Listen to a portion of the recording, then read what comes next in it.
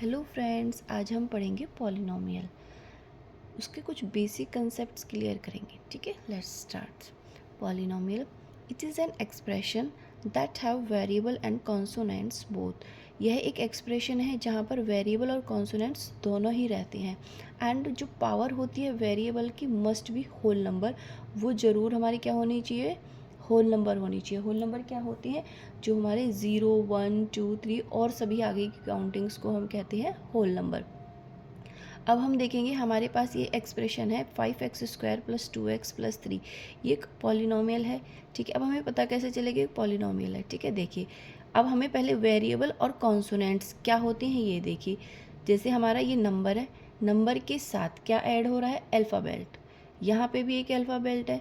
ठीक है, जिसके साथ किसी भी नंबर के साथ अल्फ़ाबेट ऐड हो जाता है तो वो हमारा वेरिएबल बन जाता है, और जो हमारा सिंगल ही रहेगा नंबर ही, उसे हम कॉन्सोनेंट्स बोलेंगे।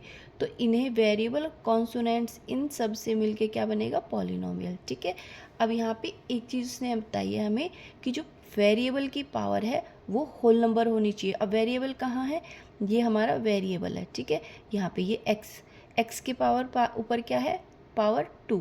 यहाँ पे x की पावर क्या है, 1। अब ये 2 है, ये हमारा होल नंबर है, 1 है, ये भी हमारा होल नंबर है। तो ये हमारी क्या है, एक पॉलिनोमियल है। अब हम नेक्स्ट देखते हैं x की पावर क्या है, 3/2। x की पावर फ्रैक्शन में है। अगर x की पावर फ्रैक्शन में है तो वो हमारा पॉलिनोमियल नहीं है। ठीक है, तो ये हमारा पॉलिनोमियल नहीं है। अगर x की पावर रूट के अंदर है तो भी हमारा पॉलिनोमियल नहीं होगा। अब जैसे यहाँ पे देखो 4x² माइनस है तो ये भी नहीं है, -1/x अपॉन में आ गया। वेरिएबल की पावर माइनस में हो जाएगी तो ये भी नहीं है। तो हमारा क्या है, ये भी पॉलिनोमियल नहीं है। ठीक है, जिसकी power whole number 0 1 2 3 dash dash dash कुछ भी हो तो ही वो क्या है, पॉलिनोमियल है। अब जैसे इसके अंदर रूट, कोई भी रूट के अंदर आ जाए, 1/2 फ्रैक्शन, तो ये हमारे क्या नहीं होंगे, ये हमारे पॉलिनोमियल नहीं होंगे। ठीक है, अब हम देखते हैं यहाँ पे हमारे एक एक्सप्रेशन दे रखा है 2x² + 3x + 2। अब इसके अंदर ये जो x² है इसके साथ क्या है 2। इस 2 को बोलेंगे कि x² का कॉफिशिएंट है। क्या है ये 2, x² का कॉफिशिएंट है। ये जो 3 है इसके साथ, x के साथ, इसको क्या बोलेंगे, ये कॉफिशिएंट है ऑफ x का।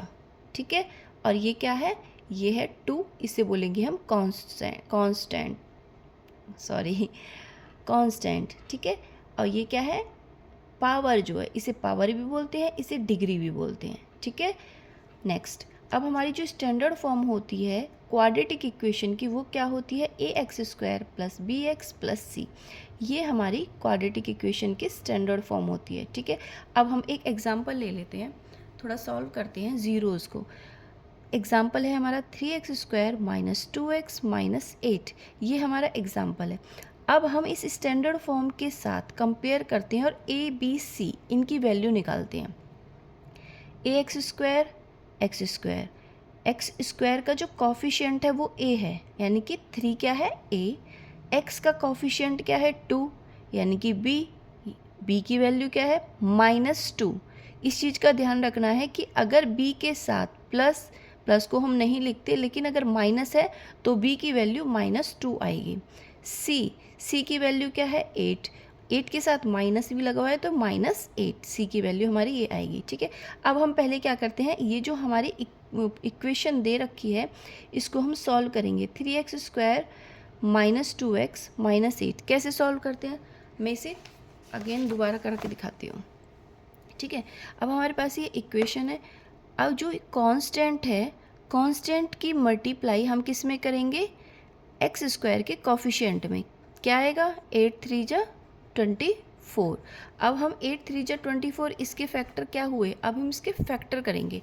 24 6 4 जा 24। ठीक है, और भी आ सकता है 24, 12 2 जा 24।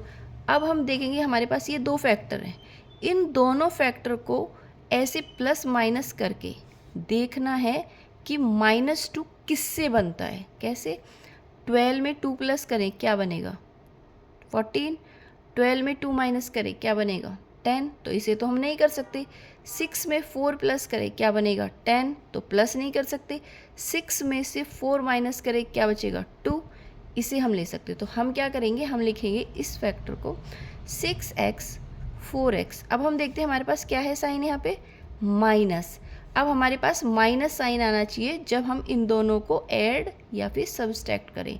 अब हम देखते हैं, हमें पता है जब हम प्लस माइनस करते जो बड़े के आगे साइन होता है ना, वही हम लगाते हैं। तो यहाँ पे हम माइनस लगा लेते हैं और यहाँ पे हम प्लस।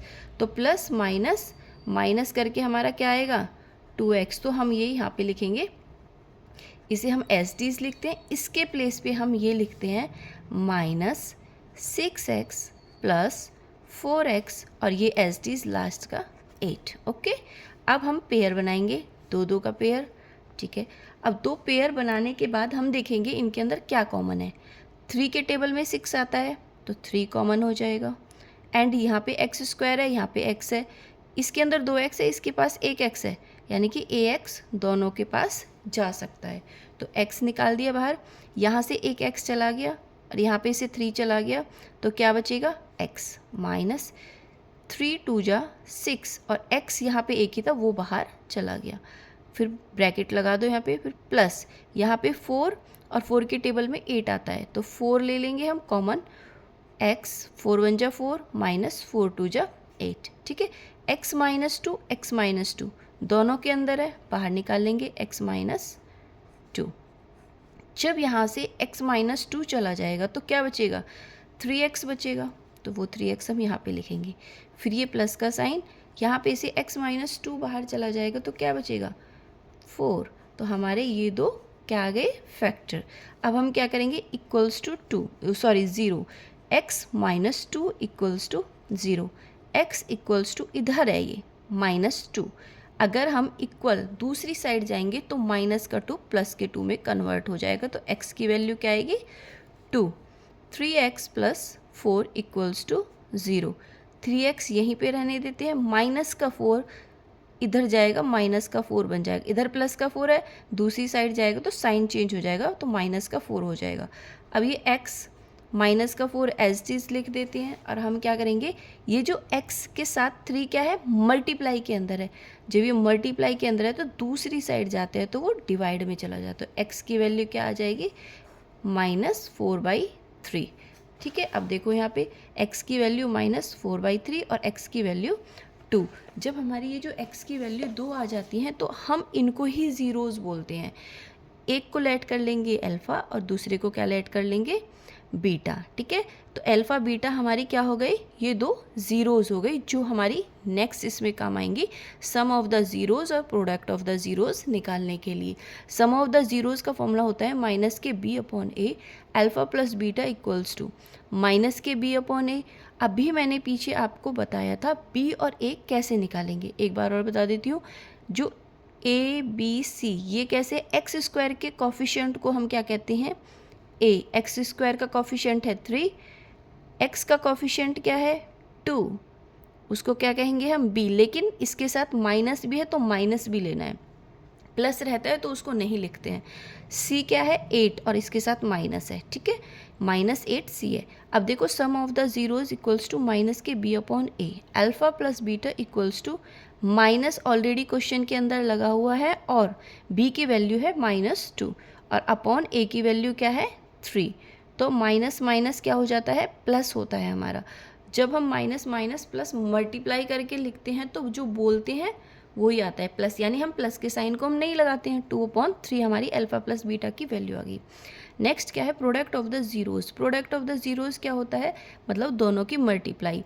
हमारी दो ज़ीरोज़ क्या है अल्फ़ा बीटा, इन दोनों की मल्टीप्लाई करके जो फॉर्मूला बनता है वो क्या है c/a। ठीक है, c की वैल्यू क्या मैंने बताई, c की वैल्यू जो कांस्टेंट है वो होती है c -8, तो -8 पुट कर दी। एंड a की वैल्यू क्या थी हमारी कॉफिशिएंट ऑफ एक्स स्क्वायर यानी कि 3, जो हमारे अल्फ़ा बीटा यानी कि प्रोडक्ट ऑफ द ज़ीरोज़ है वो क्या है -8/3। ठीक है, अब हम देखते हैं हमारे क्वाड्रेटिक पॉलिनोमियल निकालने के लिए हमें एक फॉर्मूले की जरूरत पड़ती है। वो क्या होता है x square minus alpha plus beta x plus alpha into beta. मतलब ये वाली जो हमने वैल्यूज़ निकाली हैं बस इसके अंदर रखनी होती हैं। कैसे, अल्फ़ा प्लस बीटा की वैल्यू हमने यहाँ से निकाली, तो हमारी क्या हुआ, x square minus alpha plus beta की जगह हम यहाँ पे रख देंगे 2/3 और x plus alpha beta multiply के अंदर यानी कि माइनस के 8/3। नेक्स्ट वीडियो में हम इसे सॉल्व करके दिखाएंगे। Thank you.